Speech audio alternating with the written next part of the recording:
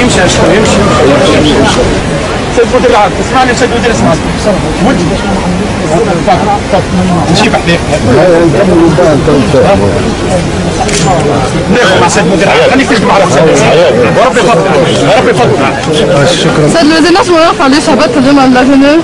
هبط باش نعيش مع الناس ونتفقد الاحوال وباش الافراح هذه والتظاهرات نسهر باش تتم في كامل السلاسة والأريحية واحترام حقوق الناس الكل، اللي ساهر واللي متعدي واللي محتفل واللي متظاهر، الناس كل تلقى حظها في تونس جديدة اللي هي كل بستان اللي فيه كثير من الآثار كلها تكمل بعضها البعض. هذاك علاش هبط. يعني بعيد عن الاحتفال وبعيد على كل ما تصدر عن وزارة الداخلية اللي فما منع معناتها الاحتفال اليوم بعيد المرأة. لا لم نمنع هذا الاحتفال، بنتي احنا قلنا هذا الاحتفال ننظمه ولذلك حددنا له مكان تتجمع فيه الناس الكل.